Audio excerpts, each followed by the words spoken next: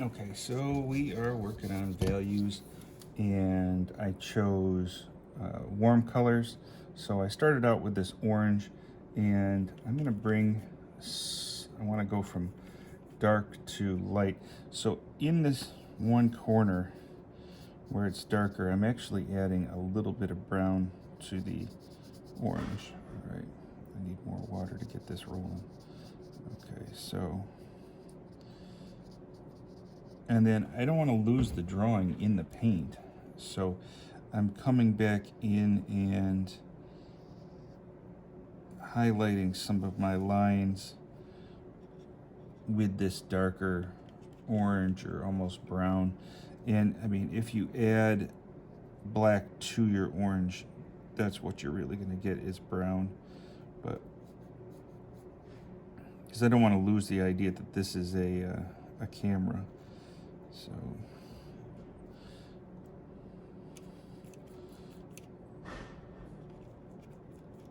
So I'm setting up this video in advance here on the website for class time because it's kind of hard to do this on Google Meet. All right, so I'll come back to the orange part. Let me get into, wow, this yellow is really dirty, so we'll see how this goes.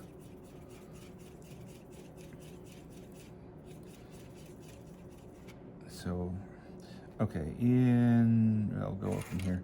So I'm gonna start dropping in yellow. Now I have almost all just paint. I mean, I have enough water in here to make it move, the vehicle of the paint, but it is really thick paint. I'm not watering it down at all yet. So I keep going back to the paint tray, and at a certain point it will, the paint won't really move like right there. It's really not spreading anymore because there's not enough of a vehicle. There's not enough water in the paint. So at this point, I'm going to start adding more water and not adding any more paint to the brush, not loading it back up again. And I just keep dropping water in right to the edge. So I'm getting this slow transition of values from dark to light, and in this case I haven't added any black. I've only, or white. We don't really have white, but I haven't added anything except for water to the paint, and it's going from really dark, intense yellow to a lighter yellow. Okay, but I do have to get some of these details. So in this case, I'm going to use orange in here, and orange is going to be my, kind of the drawing tool here. So we could come back after and add black to this as far as our lines, kind of like when we did the beginnings of, no, kind of like when we did the creative color wheel, sorry. All right, and that's going to bleed out a little bit because when you do a wash, meaning like lots of water and just a little bit of paint, you do get a little bit of bleeding, but it's kind of the nature of watercolor. And over here, I'm going to go in with the red. Now, one thing that you want to keep in mind that I put on the website is, as far as the directions, you don't want to have, you've got to kind of plan out your values so you don't have a really dark area next to, like a fragment next to another dark area, or they're just going to kind of blend into one another. All right, so either you need to like switch up the color, or you need to switch up the value, the lightness and darkness, to distinguish, to words, to tell the difference between the two. There's a word I'm looking for in there, but it's not coming to me right now. Distinguish? No. Not determine. Anyway. So I added a little bit of black here, so it's going from dark to light.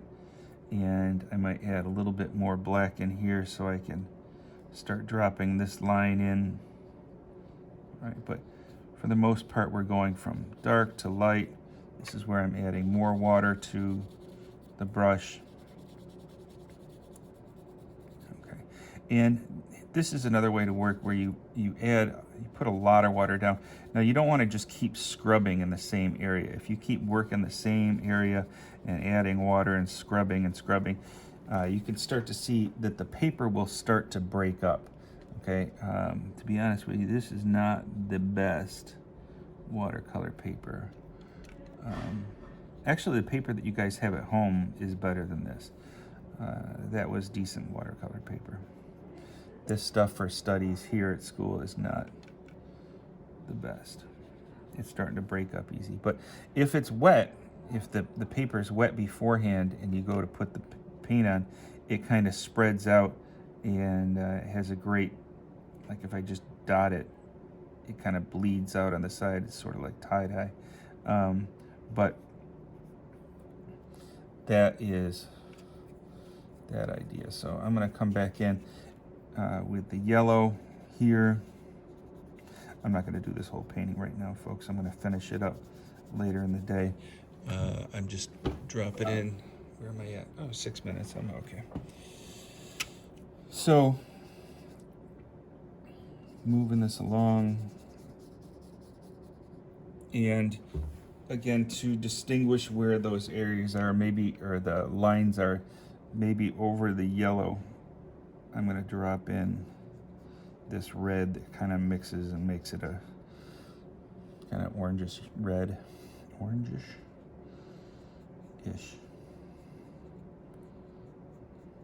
And I'm a victim of this myself, where I start getting so caught up into these shapes that I almost forget about the original painting. So every once in a while you want to just get some distance off of what you're working on.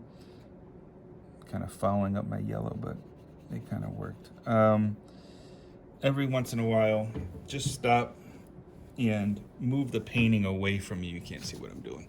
Okay, move the painting away from you so that you get a little distance off of it.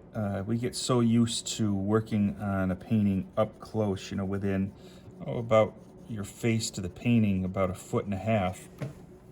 So it's good to take a break every once in a while and move away from it and see what it would look like more on maybe on a wall or in a portfolio where you're not really right on top of the image.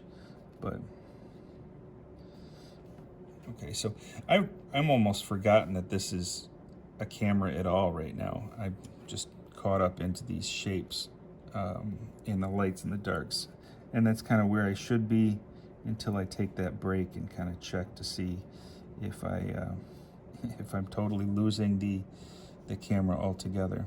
All right, but in a way, I mean, we don't want to lose the camera. We should be able to recognize it when we're done. But in a way, that's the idea, that we fragmented, we've broken this image into multiple facets to be able to see it from these different points of view.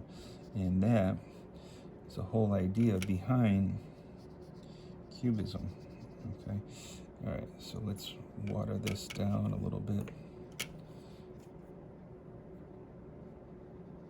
And we have this limited color relationship, this limited palette of all warm colors. So right here, I'm using red. Red's right next to it. And I want to distinguish between the two, so maybe that's where I either need to make it darker up on this edge and bring it down, or choose a different color, or make the tint, this is really watered down. Maybe this side, I've changed the color so it's orange, but I've also changing the intensity of the paint. I'm using less and less water and more paint, so it's very opaque, very thick. I'm going right off the edge. Okay. Guess what? I'm going camping. Okay, so off the edge.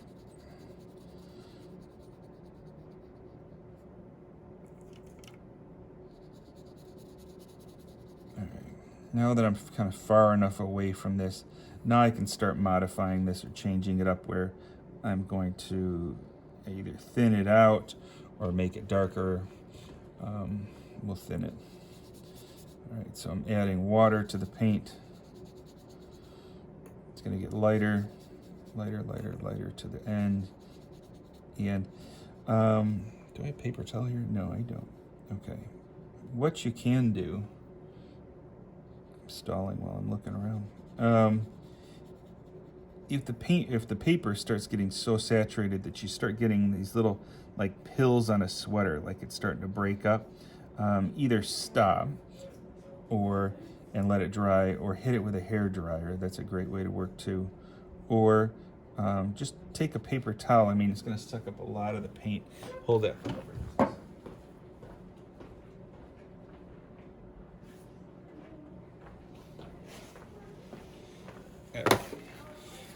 It's going to pick up a bunch of the paint, but sometimes you get some cool effects this way too.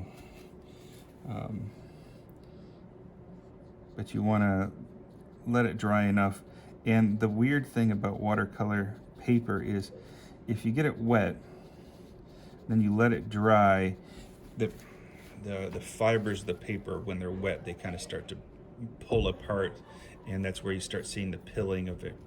But when it dries, it like tightens up again. And sometimes it tightens up, it's like stiffer than it was beforehand, before you got it wet. All right. And I went from intense to light, and I'll keep it light over here. So it doesn't have to, don't get too caught up in the idea of it having to be completely uniform as far as the color. Like this is all super orange up here.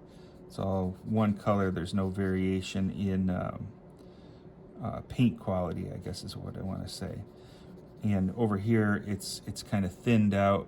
It varies a bit, and that's all right. That's kind of the nature of watercolor, that it sort of bleeds like that. Or so when we're done, we should have this whole image should be. I gotta go check the time, folks.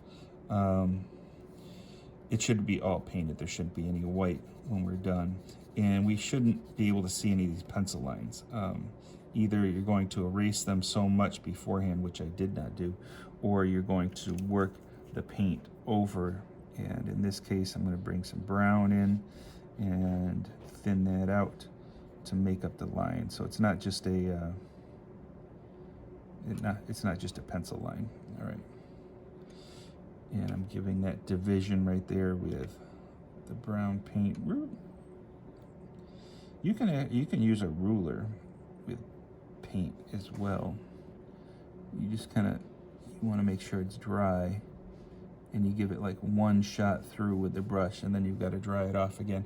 Otherwise the paint will start to kind of bleed underneath the under the ruler. But like right there, I probably should have used a ruler. I'm getting older, and my hands shake more, and horrible. Okay. So this is a study, and if you continued on with art, you end up doing a bunch of these. It's not necessarily, I mean, it could be an amazing piece that you put in your portfolio or show at an exhibit. You never know. But for us, it really is just a quick study. Not quick, sorry, I shouldn't say that. I mean, you've got a number of days to work on it, but okay, I gotta stop this right now because I gotta go get it on the internet before class, and it's already 5 after 7. I only have a minute to do this.